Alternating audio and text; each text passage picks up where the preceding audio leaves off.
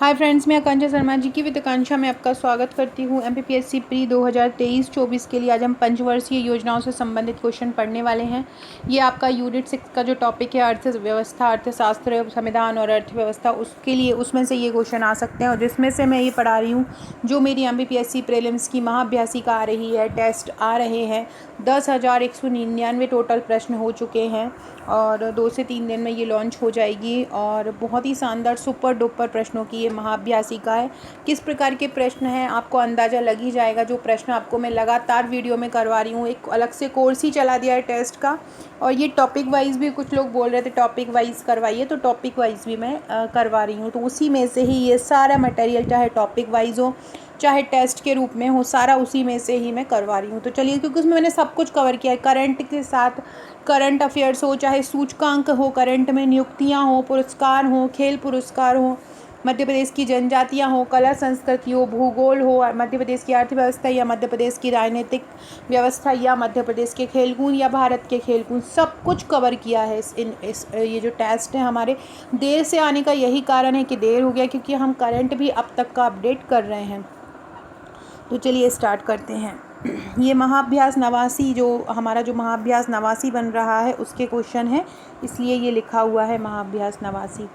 पहला क्वेश्चन है, पहली पंचवर्षीय योजना कब लागू की गई थी? पहली पंचवर्षीय योजना, देखिए हमारा देश जो आज़ाद हुआ था 1947 में हुआ था, और पहली पंचवर्षीय योजना जो लागू हुई थी वो 1951 में हुई थी। 5 वर्षीय ये प्रोग्राम था, इसलिए इसको पंचवर्षीय योजना बोला जाता है, क्योंकि ये 5 वर्षों के लिए कोई भी योजना आती थी तो वो हर 5 वर्षों के लिए आती थी। जैसे ये 1951 से आई, तो ये 1951 से 56 तक आई थी जो पहली पंचवर्षीय योजना थी। और उस समय क्या था कि ना तो सेवा क्षेत्र को ज़्यादा, जो प्राथमिक क्षेत्र होता है, मतलब जो कृषि क्षेत्र होता है, उसको ज़्यादा फोकस किया जाता था। तो ये पहली पंचवर्षीय योजना का जो मुख्य उद्देश्य था वो कृषि का ही विकास करना था। पहली पंचवर्षीय योजना 1951 से 56 तक आई, ये आपको याद रखना है। और ये प्रधानमंत्री जो हमारे उस समय के प्रथम प्रधानमंत्री थे हमारे भारत के, जवाहरलाल नेहरू, उनके ही नेतृत्व में आरंभ की गई थी। और इस जो योजना थी इस पे समाजवादी प्रभाव था। ये भी आप याद रखना, पहली पंचवर्षीय योजना पर किसका प्रभाव था? समाजवाद का प्रभाव था। और ये जो पहली पंचवर्षीय योजना थी वो हैरोल्ड डोमर मॉडल पर आधारित थी। ये भी याद रखना, ये मॉडल ज़रूर पूछे जाते हैं। हर योजना का तो मॉडल नहीं है, मोस्टली 4-5 योजना ऐसी हैं जो किसी मॉडल पर आधारित हैं। तो पहली पंचवर्षीय योजना जो थी वो हैरोल्ड डोमर मॉडल पर आधारित है। किस पे? हैरोल्ड डोमर मॉडल पर आधारित है पहली पंचवर्षीय योजना। आपसे पूछेंगे कि पहली पंचवर्षीय योजना किस मॉडल पर आधारित है, तो कोई याद रखना है हैरोल्ड डोमर मॉडल पर पहली पंचवर्षीय योजना आधारित है। आपसे पूछेंगे पहली पंचवर्षीय योजना के जनक कौन है, तो जवाहरलाल नेहरू थे, जिन्होंने भारत में संसद में पहली बार पंचवर्षीय योजना के बारे में जानकारी प्रस्तुत की और बोला कि इस बात पर तत्काल ध्यान दिया जाए। ये मुख्यतः कृषि पर आधारित थी और इसका मेन जो उद्देश्य था वो क्या था? कृषि का ही विकास था। तो ये सभी चीज़ें आपको याद रखना है। दूसरा क्वेश्चन है, पहली पंचवर्षीय योजना की अवधि क्या थी? तो अभी मैंने आपको बताया है पहली पंचवर्षीय योजना 1951 में शुरू हुई थी और 1956 तक चली थी। हैरोल्ड डोमर मॉडल पर ये आधारित थी। एकीकृत विकास, केंद्रीकृत विकास इसका उद्देश्य था। और ये सोवियत संघ से, इसके कुछ उद्देश्य जो हैं वो सोवियत संघ के से लिए गई थी। और ये योजना आयोग के तत्वाधान में, जिसको वर्तमान में नीति आयोग कर दिया 1 जनवरी 2015 से, योजना आयोग के तत्वाधान में ये आरंभ होती थी। योजना आयोग की स्थापना कब हुई थी? योजना आयोग की स्थापना हुई थी 1950 में। वर्तमान में योजना आयोग की जगह क्या कर दिया है? नीति आयोग कर दिया है। अगला क्वेश्चन है, मैंने अभी आपको बताया था, आप खुद ही आंसर दे दोगे कि पहली पंचवर्षीय योजना किस मॉडल पर आधारित है? हैरोल्ड डोमर मॉडल पर आधारित है पहली पंचवर्षीय। दूसरी जो है ये महालनोबिस जो योजना है वो पीसी महालनोबिस के मॉडल पर आधारित है। दूसरी योजना गाडगर के फॉर्मूले से 5वीं योजना आधारित है। दयाराम साहनी कोई नहीं है, ये तो हड़प्पा संस्कृति में आ गए थे, तो ये नहीं है। गाडगिल फॉर्मूले से 5वीं है। पीसी महालनोबिस योजना जो मॉडल है उससे दूसरी योजना आधारित है। और हैरोल्ड डोमर मॉडल से पहली योजना आधारित है। तो ये सभी फैक्ट याद रखिएगा। अगला भी मैंने अभी बता दिया है। पहली जो पंचवर्षीय योजना आई थी उसका मुख्य उद्देश्य क्या था, तो पहली पंचवर्षीय योजना का मुख्य उद्देश्य था कृषि विकास। जब दूसरी और तीसरी योजना आई थी तो उनका उद्देश्य था कृषि के साथ साथ औद्योगिक विकास। इसके बाद आत्मनिर्भरता और कृषि उद्योग का विकास, ये तीसरी और चौथी योजना में आया था। पहली पंचवर्षीय योजना जो 1951 से 56 तक आई थी, जो हैरोल्ड डॉमर मॉडल पर आधारित है, जवाहरलाल नेहरू के नेतृत्व में आरंभ हुई। ये इसका मेन उद्देश्य क्या था, इसका था कृषि विकास। फ्रेंड, डिस्क्रिप्शन बॉक्स में WhatsApp group, Telegram group, Insta और फेसबुक की लिंक मिल जाएगी। आकांक्षा 1957, आकांक्षा डालिएगा, 1957 डालिएगा। ये मेरी इंस्टाग्राम आईडी है, फॉलो कर सकते हैं। फेसबुक पर आकांक्षा शर्मा या अक्स 90.0 को आप फॉलो कर सकते हैं फेसबुक पेज पे आप मुझे। इसके अलावा एक चैनल भी बनाया है जीके विद आकांक्षा का, उसकी लिंक आपको कमेंट बॉक्स में मिल जाएगी। सभी लोग कमेंट जरूर कीजिएगा, कमेंट करते हैं तो पता रहता है कि हमारे वीडियोस कौन कौन देख रहे हैं। अगला है बहुत ही शानदार क्वेश्चन है। किस पंचवर्षीय योजना के अंतर्गत 5 भारतीय प्रौद्योगिकी संस्थान स्थापित किए गए थे? दूसरी, तीसरी या पहली या चौथी? पहली पंचवर्षीय योजना जो कि 1951 से 1956 तक चली थी। 1956 में 5 भारतीय प्रौद्योगिकी संस्थान या 5 आईआईटी स्थापित किए गए थे। आईआईटी भी बोला जाता है, तो 5 आईआईटी स्थापित किए गए थे और ये तकनीकी बढ़ावा देने के लिए इनको आरंभ किया गया था। पहली पंचवर्षीय योजना किस पे आधारित थी? हैरोल्ड डॉमर पर आधारित थी। और दूसरी कब से कब तक आई थी? 56 से 61 तक। और तीसरी 61 से 66 तक आई थी। 66 के बाद जो था 3 साल का गैप दे दिया गया था।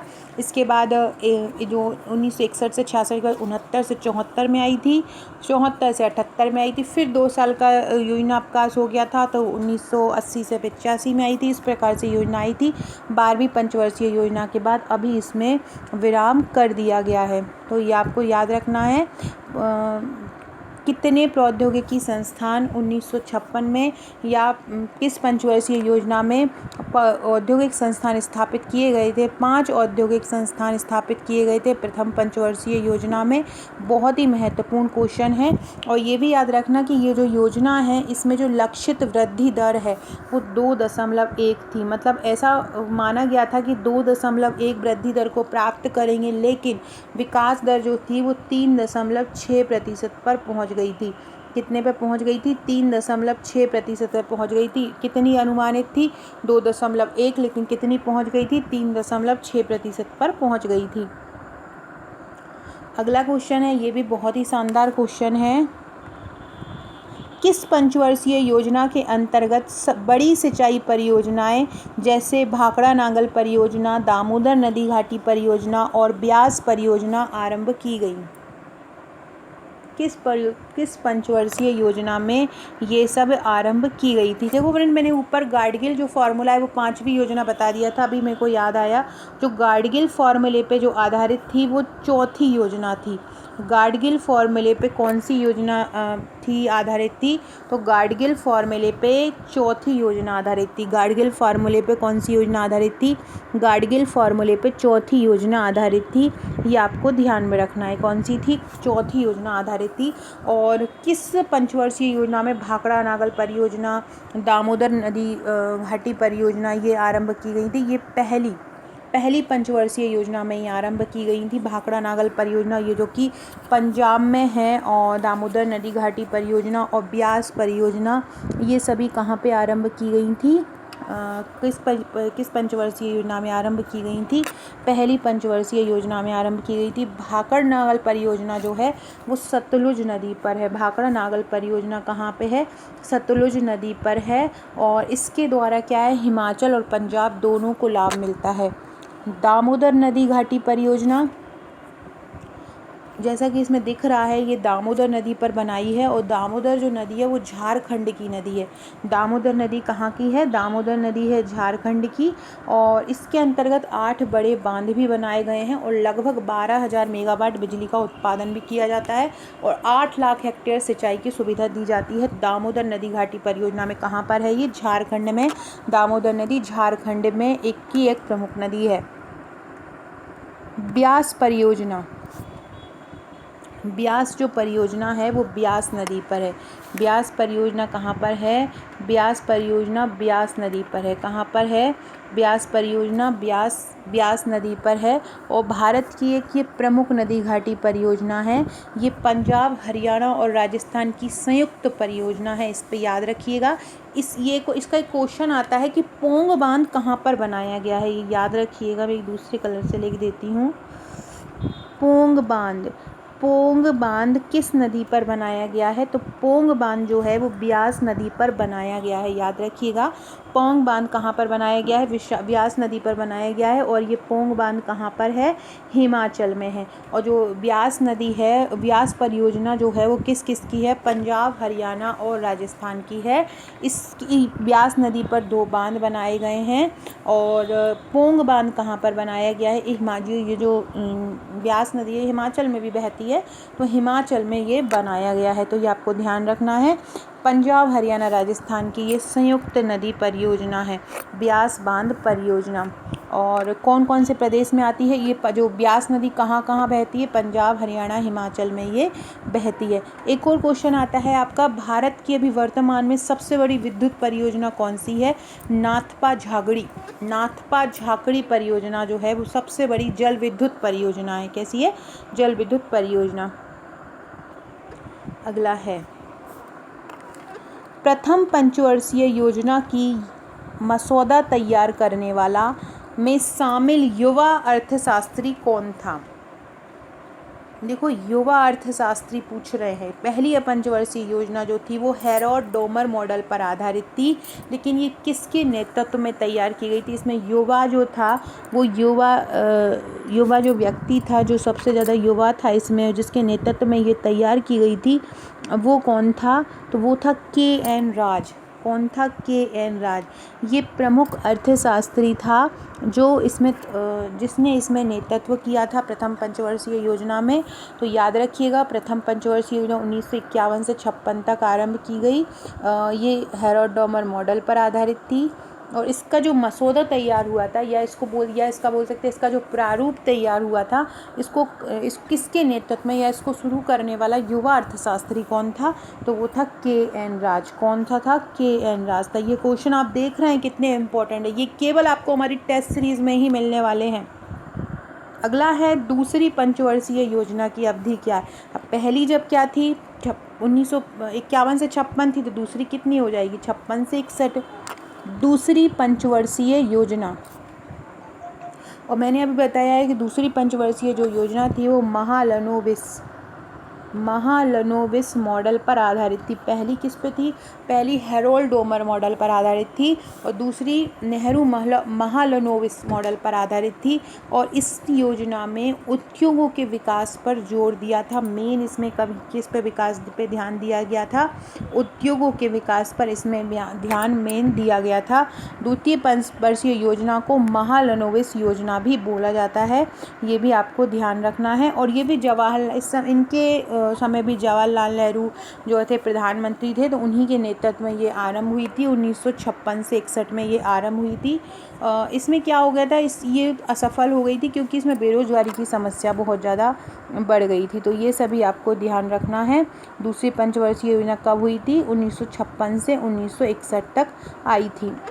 भारी उद्योगों पर इसमें बल दिया था। इसमें बहुत सारे उद्योग बने थे, जो उसमें आगे उसके क्वेश्चन आप आगे पढ़ेंगे।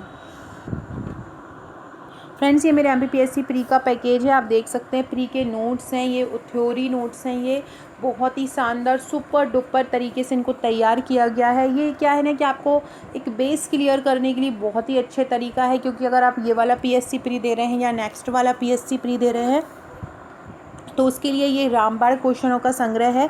इसमें क्या है कि यूनिट 1 है, इसमें पूरी की पूरी जो मध्य प्रदेश इतिहास, कला, संस्कृति है, मध्य प्रदेश की साहित्य है, इनकी सबके क्वेश्चन कवर किए गए हैं। बहुत ही अच्छे से फ्लो चार्ट, डायग्राम सहित हर एक राजवंश को कवर किया है, उससे संबंधित फैक्ट कवर किए हैं। दूसरा, भारत का इतिहास है। भारत के इतिहास को मैंने क्या किया, इसे बुक जैसे पूरा का पूरा नहीं उतार दिया है, जो जो टॉपिक होता है हर टॉपिक के मैंने इसमें वन लाइनर डाले हैं। मध्यकालीन इतिहास में जो जो राजवंश है उनके वन लाइनर डाले हैं। करीब 200-3,000 वन लाइनर हैं इसमें। मध्य प्रदेश भूगोल का जितना भी भौगोलिक मध्य प्रदेश है जो सिलेबस में दिया गया है सारी पूरा उतार दिया हो। भूगोल बुक्स में जैसा रहता है वैसा नहीं है। मैंने मध्य प्रदेश भूगोल का अगर सिलेबस उठाया है, सिलेबस के अकॉर्डिंग जो जो टॉपिक हैं वही यहाँ पे बहुत सरल तरीके से कवर किए गए। ऐसे भारत व विश्व भूगोल की करीब 3 से 4,000 वन लाइनर हैं। मध्य प्रदेश की संवैधानिक व्यवस्था, अर्थव्यवस्था, इनको बहुत अच्छे से कवर किया है यूनिट 5 में। और ये भी बहुत अच्छे से फ्लो चार्ट, डायग्राम सहित इनको कवर किया है। इसके अलावा भारत की संविधान, अर्थव्यवस्था को भी वन लाइनर फैक्ट डाले हैं। जितनी भी कंपनीज़ हैं उनके डाले हैं। कब महारत्न कंपनी है तो कब बनी, कब महारत्न बनी, ये सब डाले हैं। विज्ञान पर्यावरण के क्वेश्चन डाले हैं। भारत और मध्य प्रदेश खेल कूद से संबंधित प्रश्न डाले हैं। और मध्य प्रदेश और भारत खेल जो पूरा खेल कूद है ना उसको वन लाइनर हैंड रिटन लिखा है ताकि आपको याद करने में, स्पेशली जो लड़कियों को गेम से स्पोर्ट पढ़ने में प्रॉब्लम होती है तो उनको बहुत अच्छे से सरल भाषा में लिखा गया है। ऐसे ही यूनिट 9 को पूरा का पूरा वन लाइनर बनाया गया है। तो ये सभी ये जो नोट्स है हमारे थ्योरी है 2599 में है, प्लस कुरियर चार्ज अलग है।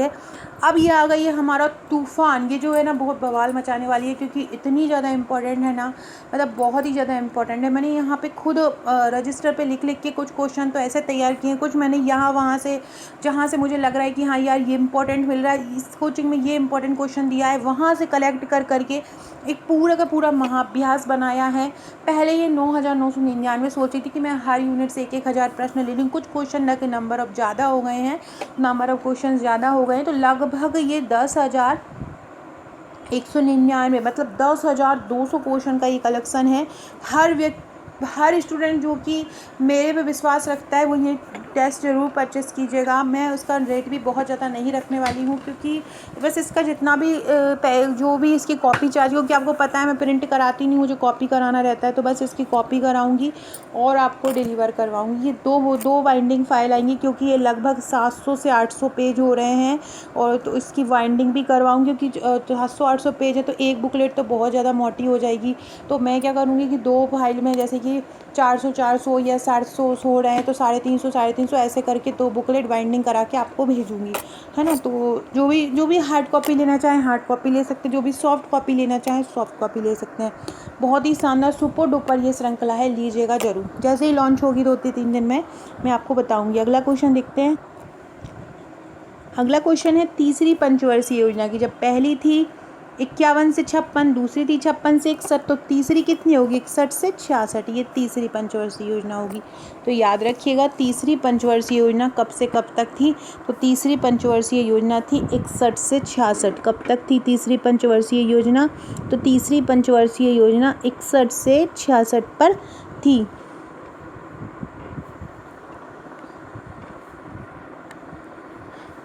तीसरी पंचवर्षीय योजना, उद्देश्य क्या था तीसरी पंचवर्षीय योजना का? तो यहाँ पर उस समय क्या था ना, चीन युद्ध भी हो रहा था तो अर्थव्यवस्था जो थी बहुत ज़्यादा कमज़ोर पड़ गई थी। आपको याद होगा 1962 में चीन युद्ध हुआ था, भारत चीन युद्ध, जिससे हमारी भारत की जो अर्थव्यवस्था है वो लोगों के सामने आ गई थी। लोगों ने अर्थव्यवस्था को उजागर कर दिया था। तो और ये भी याद रखो तीसरी पंचवर्षीय योजना के समय भी प्रधानमंत्री कौन थे? जवाहरलाल नेहरू थे। इस समय वार्षिक लक्ष्य 5.6% रखा था, लेकिन ये योजना भी असफल रही और केवल 2.8% की, मतलब 5.6 रखा था और आधा भी प्राप्त हुआ था। कृषि और उद्योग दोनों को प्राथमिकता दी गई थी। तीसरी पंचवर्षीय योजना का उद्देश्य क्या था? आत्मनिर्भरता, कृषि एवं उद्योग विकास, ये इसका उद्देश्य था। तो ये आपको याद रखना है। एक और क्वेश्चन कभी कभी पूछते हैं कि तीसरी पंचवर्षीय योजना जो थी उसमें कौन कौन से उद्योग स्थापित किए गए? तो आपने बोकारो नाम सुना होगा। बोकारो जो उद्योग था वो इसी पंचवर्षीय योजना में बोकारो संयंत्र स्थापित किया गया था। तो ये सभी चीज़ आपको याद रखना है। इसके आप ये भी बोल सकते हैं कि किस गांधीवादी मॉडल पर कौन सी परियोजना आधारित थी? तीसरी गांधीवादी मॉडल पर कौन सी योजना आधारित थी? तो गांधीवादी मॉडल पर तीसरी परियोजना आधारित थी, आपको याद रखना है। कौन सी परियोजना जो थी वो गांधीवादी मॉडल पर आधारित थी? तो तीसरी पंचवर्षीय योजना गांधीवादी मॉडल पर आधारित थी। ये क्वेश्चन बहुत ज़्यादा इम्पोर्टेंट है। ये जो मॉडल है ना, ये आपको मेनली कर ही लेना है, ये बहुत ज़्यादा इम्पोर्टेंट हो जाते हैं। तो गांधीवादी मॉडल पर आधारित थी तीसरी पंचवर्षीय योजना, और ये जो योजना थी वो असफल रही थी। आपसे पूछें ये इस समय प्रधानमंत्री कौन थे? तो जवाहरलाल नेहरू थे। और उस समय योजना आयोग के जो उपाध्यक्ष थे वो थे D.R. गाडगिल। योजना आयोग के जो अध्यक्ष होते थे वो प्रधानमंत्री होते थे, लेकिन उपाध्यक्ष जो थे वो गाडगिल थे। और जो उपाध्यक्ष थे वो गाडगिल थे। यहाँ पर अर्थव्यवस्था को आत्मनिर्भर बनाना, कृषि और उद्योग पर ज़्यादा बल यहाँ पर दिया था। तो ये सभी फैक्ट यहाँ पर याद रखिएगा। गांधीवादी मॉडल पर ये आधारित थी। अगला क्वेश्चन है, किस पंचवर्षीय योजना के अंतर्गत सोवियत संघ के सहयोग से झारखंड में बोकारो आयरन एवं स्टील की स्थापना हुई थी? तीसरी पंचवर्षीय योजना में। किस पंचवर्षीय योजना में सोवियत संघ के सहयोग से झारखंड में बोकारो आयरन एवं स्टील संयंत्र की स्थापना हुई थी? देखो, मैंने एक दिन और आपको ये अभी जब कंपनी वाला यूनिट से कराई तब मैंने आपको ये बोकारो स्टील संयंत्र ये सभी बताए थे कि ये कहाँ पे किस किस के सहयोग से हुए। तो जो बोकारो है वो झारखंड में है, और ये सोवियत संघ वर्तमान रूस की सहायता से स्थापित हुआ। इसके अलावा ये तीसरी पंचवर्षीय यही बोकारो है जो तीसरी में स्थापित हुआ, जबकि दूसरी पंचवर्षीय योजना में कौन कौन बने थे? जो राउरकेला है जर्मनी के सहयोग से बना था। जो राउरकेला संयंत्र है, राउरकेला जो कि उड़ीसा में है, ये किसके सहयोग से बना था? ये जर्मनी के सहयोग से बना था, और ये उड़ीसा में है। इसके अलावा भिलाई जो है वो भी छत्तीसगढ़ में है, जो वो भी सोवियत संघ के सहयोग से बना था। ये दूसरी में बना था। भिलाई जो है वो संयंत्र वो किस परियोजना में बना था? दूसरी में बना था। और दुर्गापुर जो संयंत्र है वो भी दूसरी परियोजना में बना था। तो ये सभी आपको याद रखना है। बोकारो स्टील संयंत्र की स्थापना 1964 में हुई थी, और 65 से उसने काम करना आरंभ किया था। सोवियत संघ के सहयोग से स्थापित हुआ था तीसरी पंचवर्षीय योजना में। बाकी मेनली जो प्लांट हैं वो दूसरी योजनाओं में स्थापित हुए हैं। अगला है, किस पंचवर्षीय योजना के अंतर्गत हरित क्रांति शुरू हुई? किस पंचवर्षीय योजना में हरित क्रांति शुरू हुई थी? हरित क्रांति भी शुरू हुई थी तीसरी पंचवर्षीय योजना में। तीसरी पंचवर्षीय योजना में हरित क्रांति शुरू हुई थी, याद रखिएगा। तीसरी पंचवर्षीय, क्योंकि हरित क्रांति कब आरंभ हुई थी? 1965 में आरंभ हुई थी, और 1961 से 66 तक को क्या था? हमारी तीसरी पंचवर्षीय योजना चल रही थी। और हरित क्रांति की शुरुआत कब हुई थी? 1965 में हुई थी। तो किस पंचवर्षीय योजना में होगा? तीसरी पंचवर्षीय योजना में। हरित क्रांति की शुरुआत किस में हुई थी? तीसरी पंचवर्षीय योजना में हुई थी। और इसमें उर्वरकों के प्रयोग को ज़्यादा महत्व दिया गया, और ज़्यादा जो प्रभाव पड़ा था खाद्यान्न पर बढ़ने पर वो उत्तर प्रदेश और पंजाब में पड़ा था, क्योंकि वहाँ पर ज़्यादा से ज़्यादा उर्वरकों के उपयोग किया गया, जिससे ज़्यादा पैदावार, जिससे वहाँ की जो ज़मीन की उर्वरा शक्ति भी थोड़ी कम हो गई थी, क्योंकि बहुत ज़्यादा मात्रा में निर्माण होने लगा था। इसके अलावा आपसे पूछें कि हरित क्रांति की जो लाने का श्रेय, भारत में लाने का श्रेय किसको है? तो मनोकोम्बी स्वामीनाथन, इनकी अभी हाल ही में डेथ हो गई है, या MS स्वामीनाथन। MS स्वामीनाथन को हरित क्रांति का भारत में जन्मदाता माना जाता है। सभी को ही पता होगा। 1965 में आई हरित क्रांति के हरित क्रांति किसके उससे आई थी?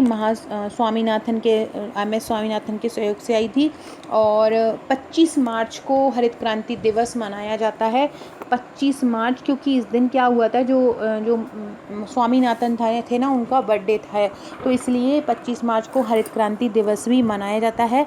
आपसे पूछे कि हरित क्रांति कहाँ से शुरू हुई थी? तो पंजाब से। और जो अंग्रेज लोग थे, अंतर्राष्ट्रीय दाता एजेंसी जो थी, जो भारत को ऋण प्रदान कर दिए, उन्होंने पंजाब से इसको शुरू किया था। तो याद रखना। और विश्व में हरित क्रांति के जनक कौन माने जाते हैं? नॉर्मन बोरलॉग माने जाते हैं। कौन कौन? नॉर्मन बोरलॉग माने जाते हैं विश्व में। ये वाला क्वेश्चन हम अगले वीडियो में पढ़ेंगे। वीडियो अच्छा लगा हो तो लाइक शेयर सब्सक्राइब जरूर कीजिएगा, शेयर कीजिएगा। Okay friends, thank you.